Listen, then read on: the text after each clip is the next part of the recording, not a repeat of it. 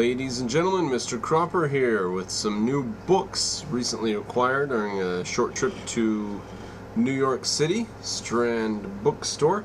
Now the first two are actually from Jason, who you'll see about the place on these various things, the rooms, Facebook and such. I went down and saw Jason. We had a good time, had dinner, had some beers. The Prime Movers by Edwin A. Locke. I haven't read it yet, but it should be an excellent read about the traits of the great wealth creators. Now you've all heard various self-help books and stuff, and the premise of those is nice. Their follow-through not so much. Edwin Locke is an objectivist, so much better brand of self-help book. The Moral Case for Fossil Fuels by Alex Epstein. Hey kid, close your door. Why are they not just good and useful, but moral? Peer Gynt by Henrik Ibsen. 50 cents? Wow. Not bad. Anything by Henrik Ibsen. He was either Swedish or something, Norwegian or something. Misunderstanding. Europe versus Japan by Endymion Wilkinson. Not sure what's going on about that name right there. But if you want to know, here's an interesting thing about Japan, right? World's second biggest economy for like 40 years. They ruled the 1980s, right before Russia fell apart. Everything was Japan. Everyone was going to be Japanese. Japan was the end of all arguments.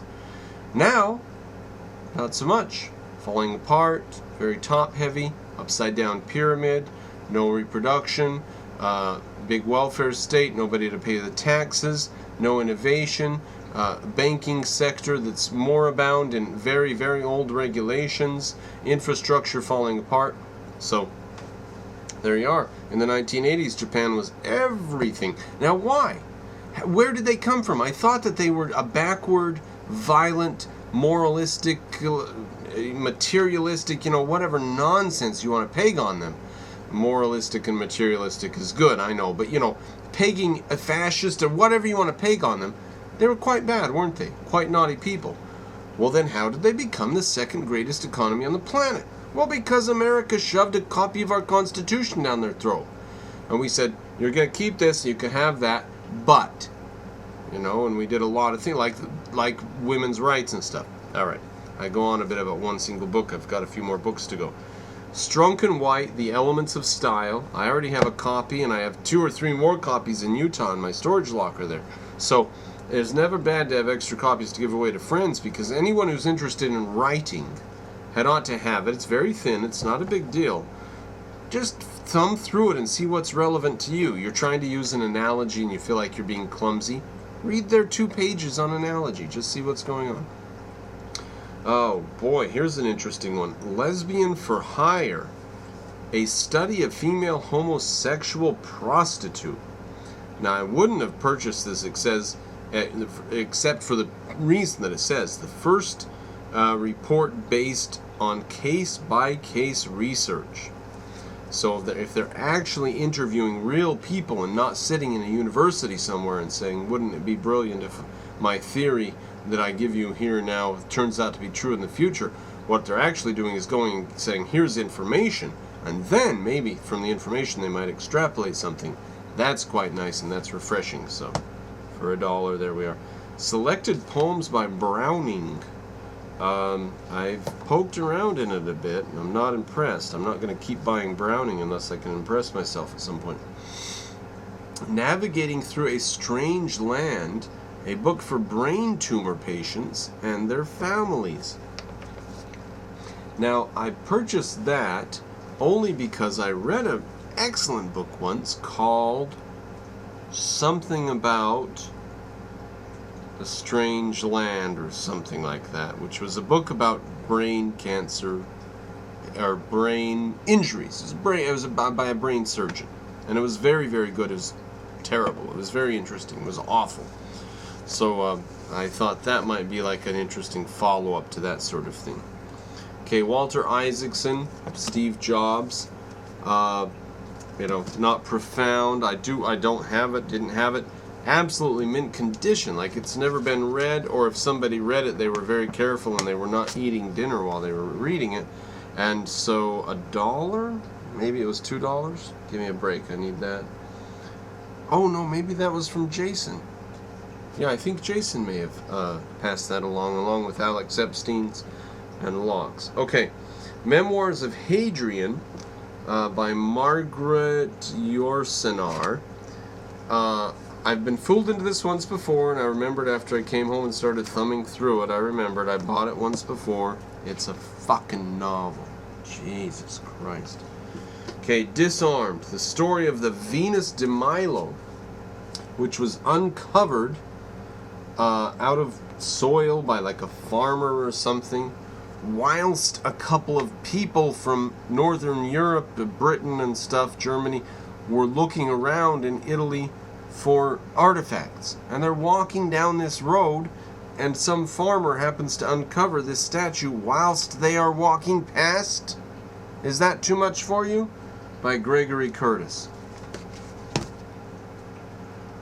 Okay, Written in Stone, A Journey Through the Stone Age and the Origins of Modern Language. I have another book coming up, I think, by Mario Pye, the mother tongue.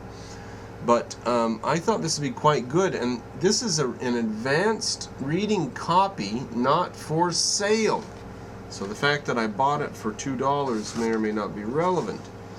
But it is to be published. This advanced copy is from 2015. So this is a very new book, Written in Stone, A Journey Through the Stone Age and the Origins of Modern Language. All the various stuff we know about Stone Age use of language now. So that, I think, will be quite fruitful, quite interesting. No way to get around that. Next up, a book I do have in my old library, but for $1 I needed another copy. The Minutemen and Their World by Robert Gross. The Minutemen, of course, are the men who are ready in 2 minutes to come to the rescue of whatever, when the British are marauded or whatever, Indians or whatever. The armed citizenry, you know. Okay, next, the Netsilik Eskimo by Azen Baliki. About the Eskimos of the northern blah blah blah. About what they used, how they ate, what they did. What would you do in a land with nothing but snow and rocks? Holy moly. Very bizarre and useless and strange. So, how did they live up there? I've read some books about them. Coppermine Eskimos being one. I did a 30-minute video on that if you're interested. So, alright, next up. Tutor Cornwall by A.L. Rouse, R-O-W-S-E. Cornwall being the far tip of Britain, London being up over this way sort of thing. So, what the hell is Tutor Cornwall all about? I don't know. Got a book. Here's the one I spoke of earlier, The Story of the English Language by Mario Pei. P-E-I, Italian chap. I have that in paper book, and I've carried it here, there, and everywhere. It was in my briefcase for years, so there's a hardcover that should hold up well. David Hume, Dialogues Concerning Natural Religions.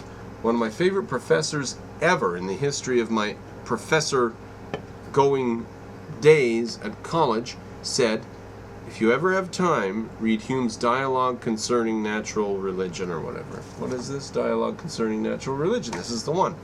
So I thought anything I ever get on Hume who has anything to do with that, I'll see if I can get that on my reading list. Hume's a mess, but if he was an objectivist in all but name, because he couldn't be, he wasn't allowed to be, because there are witch hunts out for objectivists in academia. But back in the late 90s, he said, David Hume, Dialogues, Natural Religion, go for it. Can't do anything but enjoy it. Poetry and Prose of Alexander Pope, edited by Aubrey Williams. Can't go wrong with him. Let's see, I did a essay on criticism. I did the essay on criticism. So you can go watch Mr. Cropper do that. I cut out, 20 or 30% of the lines, read what I thought was relevant, made comments here and there. Quite good, the essay on criticism. Action This Day.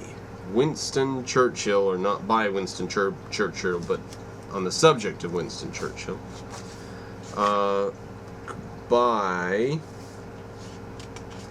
Edited with an introduction by Sir John Wheeler Bennett. From Memoirs by, and then it's got 6 or 8 people whose memoirs were edited and stitched together on the subject of action this day. Because Churchill used to say, this order is to be acted upon today. And that was action this day stamp. Okay, next up, Tennyson selected poetry. Alfred Lord Tennyson. Very hard to have too much poetry on your counter, at your bedside. Reluctant, this is the last one, ladies and gentlemen. Welcome to the last of my video today about books. The Reluctant Regulators, the FCC and the broadcast audience. This is probably going to be interesting if you're interested in that kind of stuff. But I opened to a particular page, I don't know what page it was, just in front of the bookstore to see what's going on. And it said that they had the first ever public input with the FCC. A bunch of people came from all over the country. Only people who could afford to. If you could get to Washington, D.C. on that day on your dime, you could come in and have a say. And the reception that they got and the response they got showed that they were no friends of the public. And it was very chilly and very unfriendly. So, Reagan did away with lots of regulatory stuff. That's why one of the reasons I like Trump. He says he's going to abolish 100 different regulatory things in his first day in office, or his first 100 days or something. He's going to do something. He's going to build a wall. I'm not care for the wall. It's going to raise the price of burgers. But anyway, there's the books. Thanks for joining. Please tune in for future videos, hangouts. The hangouts are taking weird directions. They may or may not go in profitable directions. Profitable meaning monetary, but also constructive. Those hangouts are a mess. So, we're seeing what's happening. Thanks for tuning in. Mr. Cropper out.